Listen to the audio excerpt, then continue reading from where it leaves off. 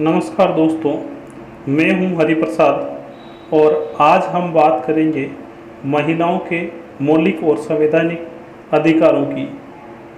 साथियों, ये जो लेक्चर है राजस्थान कांस्टेबल परीक्षा के लिए विशेष रूप से बनाया गया है, लेकिन इसमें हमने महिलाओं के संवैधानिक प्रावधानों को अलग से आइडेंटिफाई किया है, इसलिए विधि के विद्यार्थियों के लिए अत्यंत ज्ञानवर्धक होगा।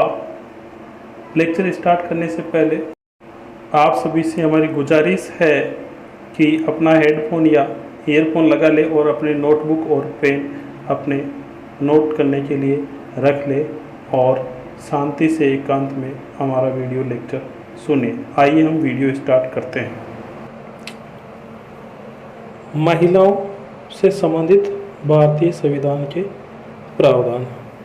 तो सबसे पहले हम इसमें देखते हैं मूल अधिकार।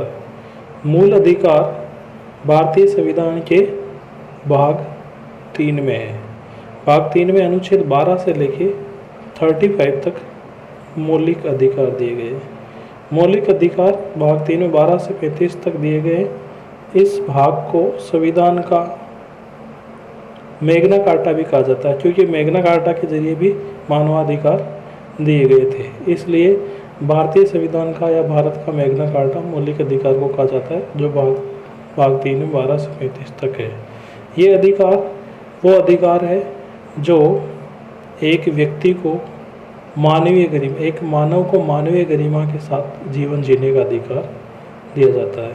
इसको हम 2 प्रकार से लागू करवा सकते हैं। एक, अगर कोई राज्य का मतलब यहाँ आर्टिकल 12 से है, जिसमें राज्य सरकार, केंद्र सरकार या संसद या कोई अन्य शासकीय निकाय अगर आपके मौलिक अधिकारों को हनन करता है तो उनके विरुद्ध आप आर्टिकल 32 में, भारतीय संविधान के अनुच्छेद 32 में आप जो है सुप्रीम कोर्ट में जाकर इन अधिकारों को लागू करवा सकते हैं रिट के थ्रू। और अगर हाई कोर्ट में जाना चाहते हैं तो आर्टिकल 226 में रिट लगाकर आप लागू करवा सकते हैं।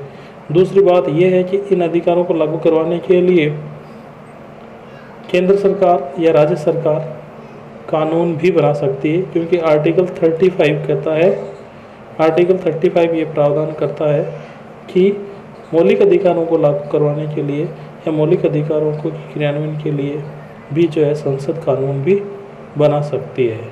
तो 2 प्रकार से हम कानूनों को लागू करवा सकते हैं। और किनके विरुद्ध है ये अधिकार?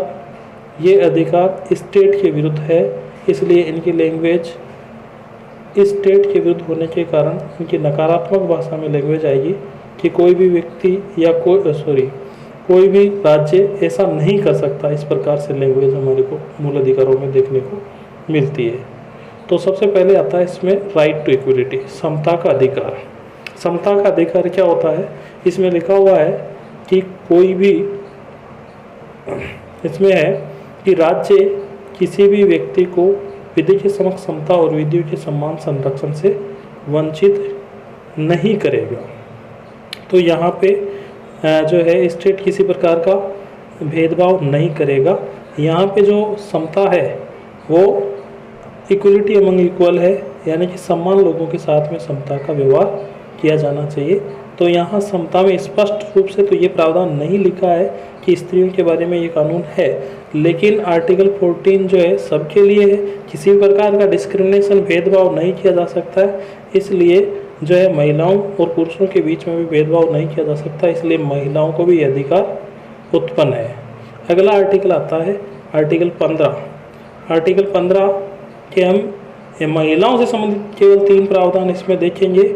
आर्टिकल 15 का खंड 1, खंड 2 और खंड 3। आर्टिकल 15 का क्लॉज 1 कहता है कि राज्य किसी भी नागरिक के विरुद्ध धर्म, मूल वंश, जाति या लिंग या जन्म स्थान या इनमें से किसी के आधार पर कोई भी भेदभाव नहीं करेगा। तो यहाँ पे कौन कौन से ग्राउंड है कि धर्म, मूल वंश, जाति या लिंग या जन्म स्थान के आधार पर भेदभाव नहीं किया जा सकता। तो कितने ग्राउंड हो गए? 5। कौन कौन से? धर्म, मूल वंश, जाति या लिंग। तो अपने को यहाँ पे विशेष रूप से देखना, महिलाओं के बारे में यहाँ पे दिया हुआ है लिंग। तो यहाँ पे लिंग दिया हुआ है, लिंग के आधार पर भेदभाव नहीं किया जा सकता। ये जो है आर्टिकल 15 का क्लोज 1 है। अगला आता है आर्टिकल 15 का क्लोज 2। दो भी सेम है, सेम ग्राउंड है, वही 5 धर्म, मूल वंश, जाति, लिंग, जन्म स्थान या इनमें से किसी भी आधार पर। लेकिन यहाँ जो 15(2) और 15(1) में अंतर, यहाँ सार्वजनिक स्थानों पर भेदभाव से जो है रोका गया है कि सार्वजनिक स्थानों पर भेदभाव नहीं किया जा सकता। यहाँ पे जो आर्टिकल 15(2) है, 15 केवल स्टेट के विरुद्ध की बात करता है, लेकिन यहाँ जो 15(2) है यह प्राइवेट व्यक्ति के विरुद्ध भी प्राप्त है। कोई भी व्यक्ति सार्वजनिक स्थानों पर भी जाति, धर्म, लिंग, मूल वंश आधार पर भेदभाव नहीं किया जा सकता। यहाँ भी लिंग आया है, लिंग के आधार पर भी भेदभाव नहीं किया जा सकता, लेकिन यहाँ जो भेदभाव है सार्वजनिक स्थानों पर, जैसे कि सार्वजनिक मनोरंजन के स्थान है, सिनेमा घर है, भोजनालय है, धर्मशालाएँ है आदि पे भेदभाव, धर्मशालाएँ, मनोरंजन स्थान, कुएं, बावड़ी सार्वजनिक स्थानों पर भेदभाव करने को रोकता है। फिर आता है अनुच्छेद 15(3). अनुच्छेद 15(3) बहुत ही महत्वपूर्ण है, आप अपने नोट कर ले। 15(3) स्त्रियों और बच्चों के लिए विशेष प्रावधान करता है। ये कहता है, इसकी लैंग्वेज देखो आप, नकारात्मक है कि इस अनुच्छेद की कोई बात स्त्रियों और बालकों के लिए विशेष उपबंध करने से निवारित नहीं करेगी। अर्थात ये अनुच्छेद क्या प्रावधान करता है, स्त्रियों और बच्चों के लिए विशेष प्रावधान करने की बात करता है। यहाँ पर्टिकुलरली ये आर्टिकल बच्चों और स्त्रियों के लिए ही बनाया गया है यहाँ पे, कि स्त्रियों और बच्चों के लिए विशेष कानून बनाए जा सकते हैं और इसको लागू करने के लिए जो है संसद कानून बना सकती है और इनके लिए विशेष प्रावधान किए जा सकते हैं। क्यों किया गया ये प्रावधान? क्योंकि उस समय जो भारत में स्त्रियों की जो दशा थी वो बड़ी दयनीय थी और यहाँ पे सामाजिक कुरीतियाँ कई प्रकार की प्रचलित थी। बच्चों की भी जो है सुकुमार अवस्था को मजबूत बनाने के लिए या बच्चों की मतलब शिक्षा के लिए और सुकुमार अवस्था को बचाए रखने के लिए और बालकों की क्षमता को बढ़ाने के लिए ये जो अधिकार है, ये महिलाओं की जो अनेक सामाजिक कुरीतियाँ भारतीय समाज में जो व्याप्त थी, जैसे बाल विवाह है, दहेज प्रथा है, सती प्रथा है, बहु विवाह है, अनेक प्रकार की कुरीतियाँ भारतीय समाज में व्याप्त थी। इस कारण से ये अनुच्छेद भारतीय संविधान में है। ये महत्वपूर्ण अनुच्छेद है, आप नोट कर लेंगे। अनुच्छेद 15 का क्लोज 3 ये स्त्रियों और बच्चों के लिए विशेष प्रावधान करता है। और क्या होता है, ये कहा गया है कि भी संसद कानून बना सकती है, तो इसमें कानून बनाए गए हैं, बहुत सारे कानून हैं स्त्रियों और बच्चों के लिए, बहुत अधिनियम बनाए गए हैं। आइए देखते हैं कौन कौन से अनुच्छेद बनाए गए हैं। जैसे कि इसमें हम देखेंगे और अपने सिलेबस में भी है, घरेलू हिंसा से महिलाओं का संरक्षण अधिनियम 2005, इसको डोमेस्टिक वायलेंस कहते हैं, यानी कि घरेलू हिंसा, जो पारिवारिक पृष्ठभूमि में जो महिलाएं निवास कर रही है उनको जो है हिंसा से बचाने के लिए, प्रोटेक्ट करने के लिए, हिंसा से रक्षा करने के लिए अधिनियम 2005 पारित किया गया। दहेज प्रतिषेध अधिनियम, जो दहेज पर रोक लगाने के लिए, बाल विवाह प्रतिषेध अधिनियम 2006, ये सब 15(3) की पालना में बनाए गए हैं। लैंगिक अपराधों से बालकों का संरक्षण अधिनियम 2012 आदि जो है कानून जो है बनाए गए हैं अनुच्छेद 15(3) लागू करने के लिए, क्योंकि उसमें कहा गया है कि स्त्रियों और बच्चों के लिए विशेष प्रावधान किए जा सकते हैं। तो स्त्रियों और बच्चे कैसे किए जा सकते हैं, इसके लिए वही आर्टिकल 15 को लागू करवाने के लिए आर्टिकल 35 और 15 को मिला के जो संसद कानून बना सकती है और संसद ने कानून बनाए, विभिन्न राज्यों ने भी अलग से कानून बनाए हैं। अब आता है अनुच्छेद 16 का क्लोज 1, जो नियोजन और नियुक्ति की बात करता है कि राज्य के अधीन पदों पर नियोजन और नियुक्ति की क्षमता। आप समझ ही गए होंगे कि राज्य के अधीन जो विभिन्न पद है या सार्वजनिक पद है या लोक सेवाएं हैं, उनमें नियोजन और नियुक्ति की क्षमता रहती है कि कोई भी व्यक्ति नियुक्त हो सकता है। तो यहाँ स्त्री और महिलाओं के, स्त्री और पुरुषों के बीच में किसी प्रकार का भेदभाव नहीं किया जा सकता। यहाँ भी स्पष्ट वर्ड नहीं आया, लेकिन आप 16(2) की बात करेंगे, अनुच्छेद 16 का क्लोज 2, क्लोज 2 में स्पष्ट आया है 16(2), राज्य के अधीन किसी भी पद पर नियोजन के संदर्भ में धर्म, मूलवंश, जाति, लिंग, उद्भव, जन्म स्थान या इनमें से किसी आधार पर भेदभाव नहीं किया जा सकता। तो यहाँ आया है लिंग, लोक नियोजन। लोक नियोजन का मतलब पब्लिक एम्प्लॉयमेंट क्या होता है, किसी भी पद पर नियुक्ति के संबंध में सरकारी सेवाओं में जो है स्त्री और पुरुषों के आधार पर भेदभाव नहीं किया जा सकता। अगर ऐसा कोई नियम है या ऐसा कोई कानून है या ऐसा कोई करता है तो वो अनुच्छेद 16 के विपरीत होने के कारण उसको जो है वॉइड ठहरा दिया जाएगा और उसको निरस्त कर दिया जाएगा। कैसे? इसके मध्य इसको समझने के लिए नहीं, केस लोग समझते हैं, देखते हैं। केस लो है एयर इंडिया बनाम Nargis Mirza, air India versus Nargis Mirza 1981 का ये केस है। 1980 इसमें क्या था, इसमें एयर होस्टेस जो होती है उनके लिए उनके नियमों में ऐसा प्रावधान था कि जैसे ही महिला 35 वर्ष की हो जाएगी तो उसको अनिवार्य सेवानिवृत्ति दे दी जाएगी, और या फिर फर्स्ट बार प्रेग्नेंट होती है तो उसको अनिवार्य सेवानिवृत्ति दी जाएगी। अब ये दोनों ही जो नियम है स्त्रीत्व के विरुद्ध है और आर्टिकल 16(2) के विरुद्ध है और स्त्रियों के सम्मान के विरुद्ध है, क्योंकि यहाँ पे प्रथम बार प्रेग्नेंट होना एक स्त्रीत्व के विरुद्ध में जो है उन्होंने इसे नियम बनाए थे, जो भारतीय संविधान के अनुच्छेद 14, अनुच्छेद 15 और 16 का, और एक तरीके से 21 में जीवन की स्वतंत्रता का व्यतिक्रमण करता है, इसलिए इनको अवैध ठहराएगा। दूसरा केस देते रणधीर सिंह वर्सेज भारत संघ 1982।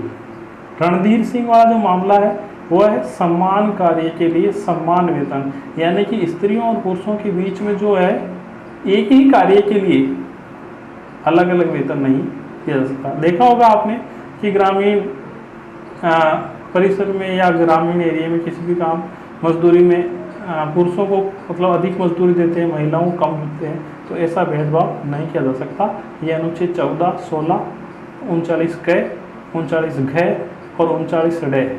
ई का मतलब ई जहाँ इंग्लिश में आता है वहाँ हिंदी में अड़ आएगा, और 39 डी जहाँ आता है घ आएगा हिंदी में।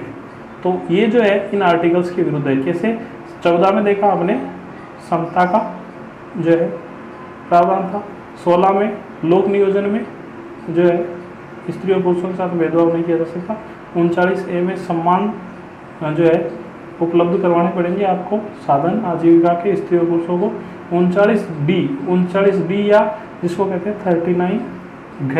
अब आगे पर देखेंगे नीति निर्देशक पढ़ेगी तब नीति निर्देशक तत्वों में, तो 39 घ में स्पष्ट प्रावधान है कि स्त्रियों और पुरुषों के लिए सम्मान कार्य के लिए सम्मान वेतन दिया जाएगा। आर्टिकल 39E इन सब अनुच्छेदों के विरुद्ध है। Randhir Singh versus union of India में तय किया गया कि स्त्री और पुरुषों को सम्मान कार्य के लिए सम्मान वेतन दिया जाना चाहिए। फिर आता है आर्टिकल 21 जो है right to life and liberty, प्राण एवं दैहिक स्वाधीनता, प्राण एवं दैहिक स्वाधीनता। आर्टिकल 21 क्या कहता है? आर्टिकल 21 ये कहता है, लैंग्वेज क्या है, जिस प्रकार से मैं इसमें मेंशन नहीं किया, लेकिन आर्टिकल 21 की लैंग्वेज ये है कि किसी भी व्यक्ति को उसके जीवन की स्वतंत्रता से विधि द्वारा स्थापित प्रक्रिया के अनुसार वंचित किया जा सकता है, अन्यथा नहीं किया जा सकता। और Menaka Gandhi versus union of India AR 1978 के मामले में कहा गया जीवन का मतलब एक पशुवत जीवन नहीं है, एक human life with human dignity है, मानवीय गरिमा के साथ जीना है। तो यहाँ भी स्पष्ट प्रावधान नहीं है महिलाओं के, लेकिन महिलाओं की गरिमा युक्त जीवन की बात कही गई है, जिसमें आप देख सकते हैं स्त्रियों के लिए स्पष्ट बात नहीं आई है, लेकिन right to life and liberty for every person, यानी हर व्यक्ति के लिए है, चाहे वो सिटीजन हो चाहे नॉन सिटीजन हो, चाहे वो महिला हो या पुरुष हो, सभी व्यक्तियों के लिए, व्यक्ति इंक्लूड, कंपनी भी आ जाएगी इसमें, लीगल पर्सन भी आ जाएगा, नेचुरल पर्सन भी आ जाएगा, सबके लिए ये अधिकार है। तो महिलाओं के लिए भी अधिकार है और महिलाओं को भी मानवीय गरिमा के साथ जीवन जीने का अधिकार है। इसमें आप कई केस देख सकते हैं आप, आर्टिकल 21 में बहुत सारे केस हैं, लेकिन देखो Vishakha versus state of Rajasthan 2008 के मामले में ये कहा गया कि श्रमजीवी महिलाओं को कानूनी संरक्षण किस प्रकार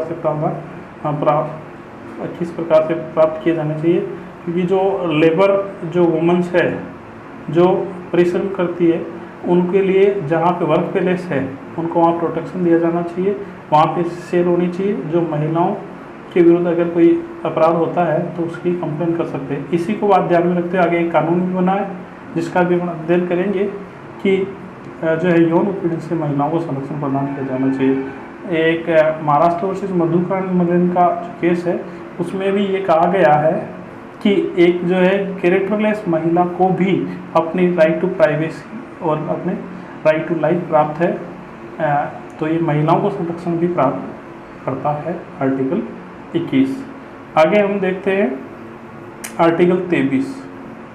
आर्टिकल 23 क्या है? देखो, कई बार क्वेश्चन भी आपको पूछा जा चुका है कि बेगार प्रथा का समाप्त करने वाला कौन सा अनुच्छेद है या कौन सा मूल अधिकार है। तो बलात्कार, श्रम और मानव दुर्व्यापार को प्रतिषेध यानी रोकने वाला जो है वो है अनुच्छेद 23। दो बातें हैं इसमें, एक तो है मानव दुर्व्यापार यानी कि जो स्त्रियों की खरीद फरोख्त है वो कानूनी अपराध है, स्त्रियों का क्रय विक्रय कानूनन अपराध है, या फिर बलपूर्वक परिश्रम लेना, बेगार प्रथा या दास प्रथा आदि का प्रतिषेध जो है इसके द्वारा किया गया है। तो ये स्त्रियों का क्रय विक्रय नहीं किया जा सकता, इसके बारे में कानून भी बनाए गए हैं और आईपीसी में भी संशोधन करके प्रावधान किया गया है कि जो स्त्रियों का जो खरीद फरोख्त होता है वो आर्टिकल 23 विरुद्ध है और इसकी रोक लगाता है। मानव दुर्व्यापार और बलात्कार श्रम पर रोक लगाता है अनुच्छेद 23। अगला अनुच्छेद जो है उसमें महिलाओं की ग्राउंड नहीं है, इसमें केवल समझाने के लिए है। आर्टिकल 29 अल्पसंख्यकों के हितों का संरक्षण, जिसमें भाषा लिपि संस्कृति को बनाए रखने का अधिकार है। इसमें जो इसका जो दूसरा क्लोज है वो है राज्य व पोषित संस्थाओं में सहायता जो प्राप्त है उसमें शिक्षण में नागरिकों केवल धर्म, मूल, वंश, जाति या भाषा इसका आधार पर नहीं लगा सकते। किसी भी शिक्षण संस्थान में जो है केवल पुरुष या स्त्री के आधार पर भेदभाव नहीं किया जा सकता, लेकिन महिलाओं के लिए विशेष प्रावधान किए जा सकते हैं 15(3) में। उसी प्रकार यहाँ शिक्षण संस्थान भी खोले जा सकते हैं महिलाओं के लिए। इसके बाद हम देखते हैं राइट टू रेमेडी, संवैधानिक उपचारों का अधिकार। उपचार क्या होते हैं? उपचार का मतलब आप समझ ही गए होंगे, ट्रीटमेंट। यहाँ पे दो अनुच्छेद है, यहाँ पे देखना आपको, एक 32 है और 226 है, थोड़ा सा अंतर है, बाकी सेम है दोनों आर्टिकल। आर्टिकल 32 केवल अनुच्छेद 32 जो है केवल सुप्रीम कोर्ट में रिट लगाने की बात करता है। जब भी आपके मूल अधिकारों का हनन होता है तो हम आर्टिकल 32 के थ्रू सुप्रीम कोर्ट में जा सकते हैं। अब मूल अधिकारों को लागू करवाने के लिए आर्टिकल 32 में हम सुप्रीम कोर्ट जाके लगा सकते हैं रिट डायरेक्ट, और आर्टिकल 226 हाई कोर्ट में रिट लगा सकते हैं। ग्राउंड क्या होंगे? ग्राउंड ये है कि मूल अधिकारों को लागू करवाने के लिए आप जा सकते हो और इसके लिए आप रिट्स जारी करवा सकते हो, जिसमें बंदी प्रत्यक्षीकरण, परमादेश, प्रतिषेध, अधिकार परीक्षा और उत्प्रेषण रिट लगवा सकते हो। लेकिन आर्टिकल 226 थोड़ा सा ज़्यादा शक्तियाँ हैं इसमें। यहाँ पे केवल 32 में केवल फंडामेंटल राइट्स को लागू करवाने के लिए जा सकते हैं सुप्रीम कोर्ट, लेकिन 226 में अन्य कोई भी कानूनी या संवैधानिक अधिकार उसके लिए भी आर्टिकल 226 में आप रिट लगा सकते हो। अब रिट्स क्या क्या होती है, कितनी होती है? रिट्स 5 है।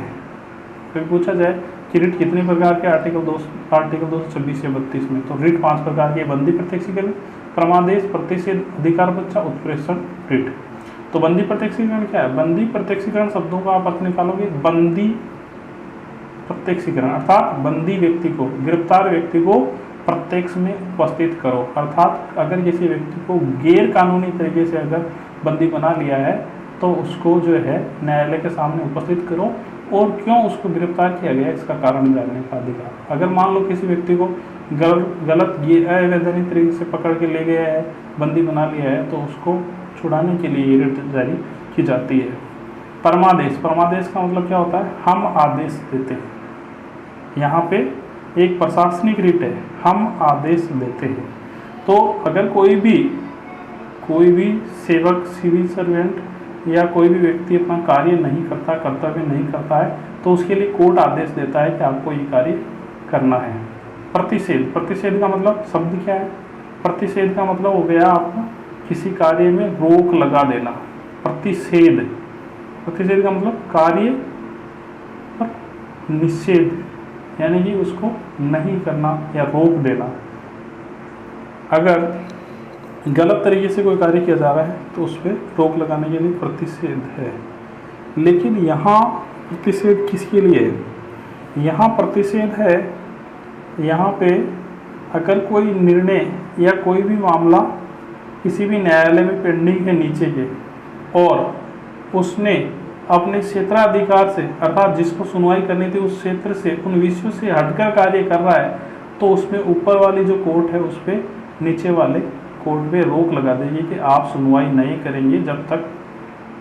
तो उस पर रोक लगाना यानी कि किसी भी न्यायालय की आदेशिका पर रोक लगाई जाती है ऊपर की कोर्ट के द्वारा। तो प्रतिषेध और उत्प्रेषण रिट दोनों को साथ में पढ़ा जाता है। उत्प्रेषण रिट में भी सेम ग्राउंड है कि अगर कोई न्यायालय अधिकारों का अतिक्रमण करता है या क्षेत्राधिकार से बाहर जाके कार्य करता है तो उसका जो निर्णय हो चुका है उसको अवैधानिक ठहराने के लिए ये उत्प्रेषण जो निर्णय होने के बाद लगाई जाती है। और अगर चल रहा है केस तो प्रतिषेध लगाए। चलते हुए केस को रोकना है प्रतिषेध,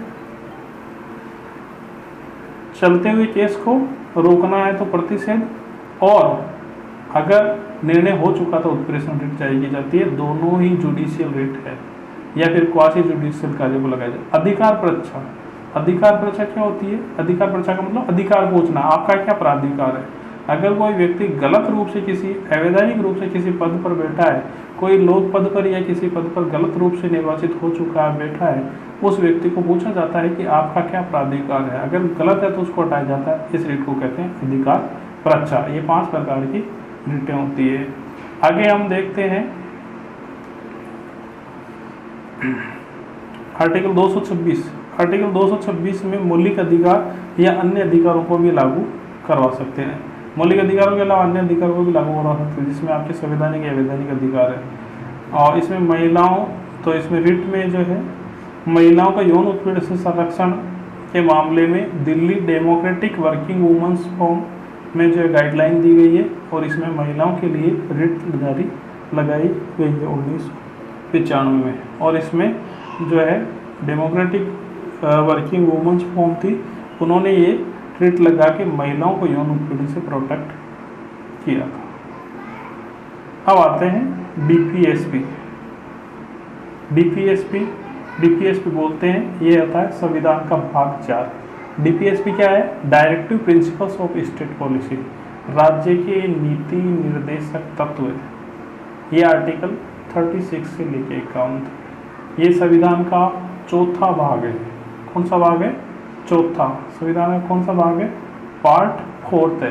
पार्ट 4 में क्या है? नीति निर्देशक तत्व। ये वो तत्व है जो सरकार को, राज्य सरकार हो चाहे केंद्र सरकार हो, शासन करने के लिए कुछ डायरेक्शन देता है। यानी कि हमने जो लोक कल्याणकारी राज्य की स्थापना की थी तो इस प्रकार से शासन किया जाना चाहिए, उसके बारे में डायरेक्शन है। तो महिलाओं के लिए कौन कौन से जो है नीति निर्देश तत्व है, तो इसके सबसे प्रमुख है आर्टिकल 39। देखिए आर्टिकल 39 के अलग अलग क्लोज है। 39 के अलग अलग क्लोज है, वो महत्वपूर्ण है। लेकिन एक आर्टिकल है 39A, वो अलग है।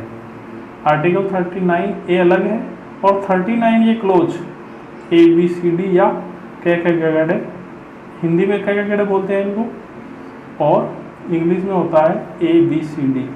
तो इंग्लिश वर्जन देखें 39A और हिंदी में 39K।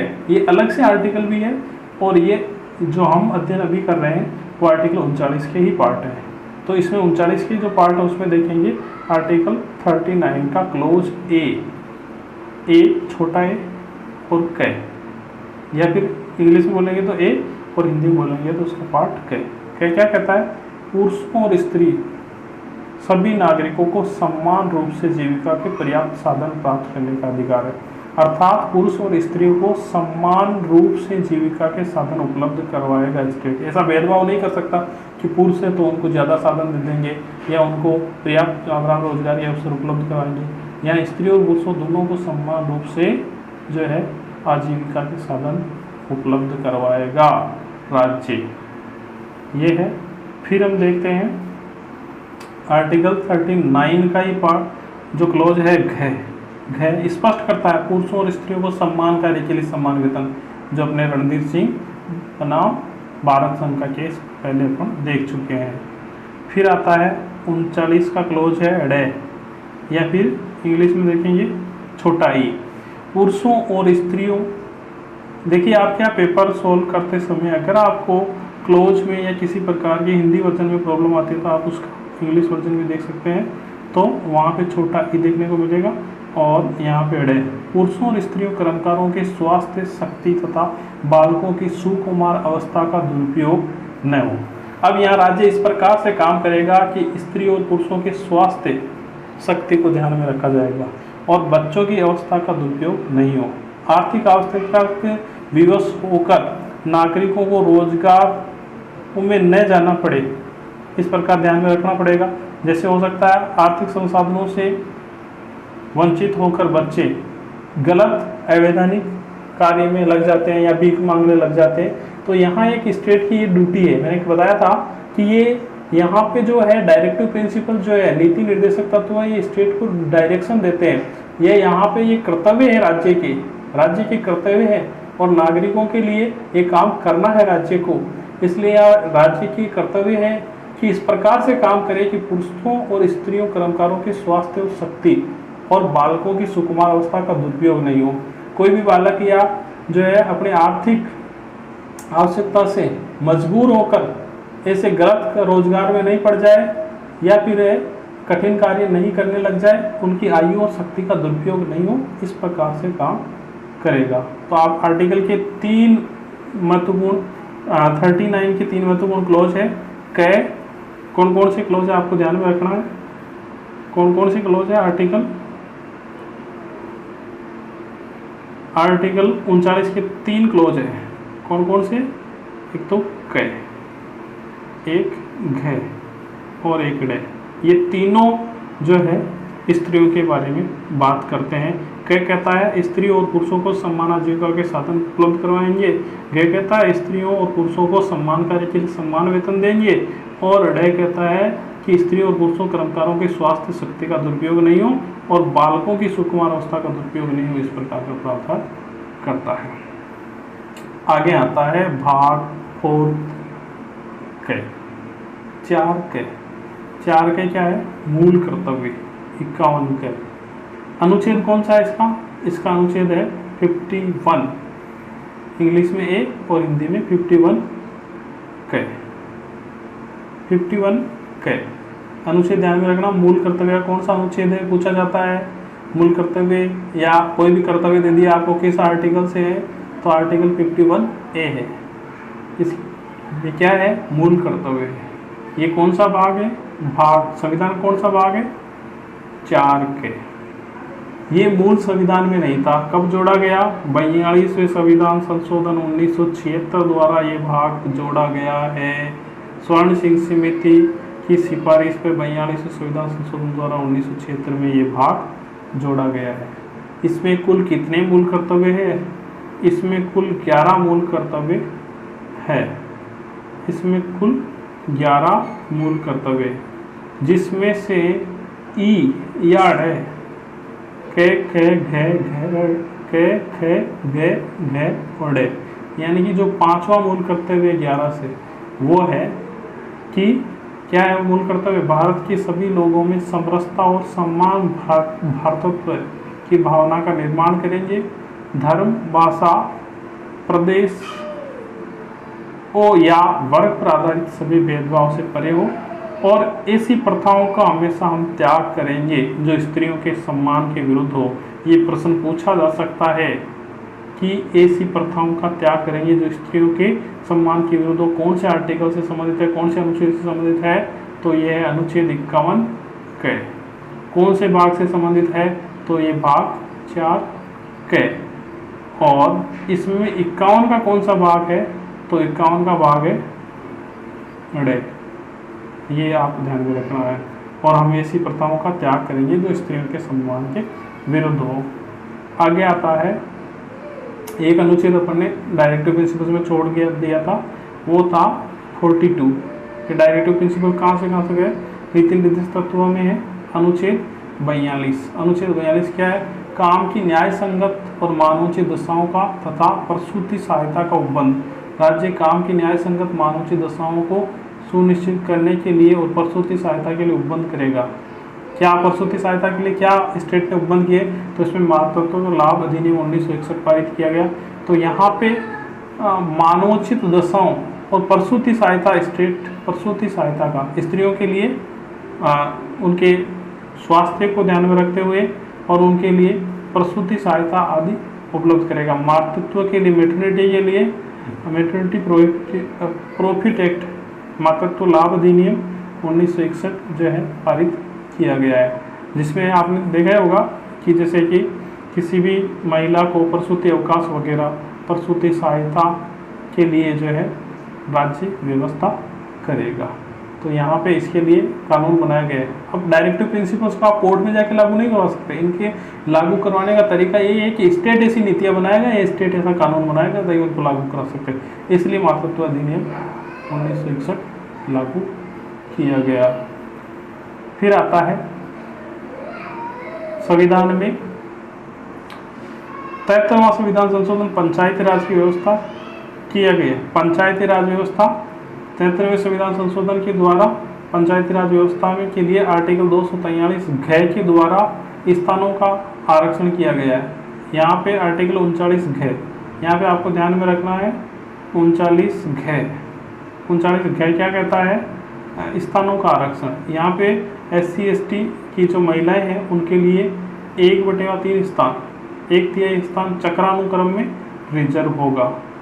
और आर्टिकल 243 जो है उसमें नगर पालिकाओं में स्थान आरक्षण की बात करता है, उसमें भी 1/3 जो है स्थान आरक्षित होंगे। तो ये अपने महिलाओं से संबंधित जो है भारतीय संविधान के प्रावधान देख। आपने हमारा ये वीडियो ध्यानपूर्वक देखा। निश्चित ही आपके लिए बहुत ही महत्वपूर्ण होगा, क्योंकि प्रतियोगिता परीक्षाओं में इन प्रावधानों से संबंधित अनेक प्रश्न पूछे जाते हैं। अगला हमारा वीडियो बच्चों से संबंधित संवैधानिक संरक्षणों के बारे में होगा और उनसे संबंधित कुछ हम ऑब्जेक्टिव टाइप क्वेश्चन भी डिस्कस करेंगे, जिसकी अगले वीडियो की जो लिंक है हमारे डिस्क्रिप्शन में मिल जाएगी। आप इस वीडियो को शेयर करें, लाइक करें और हमारे चैनल को सब्सक्राइब करें, ताकि निरंतर आपको हमारी वीडियो प्राप्त होती रहे। और सब्सक्राइब करने के बाद बेल आइकन को ज़रूर दबाएं। धन्यवाद।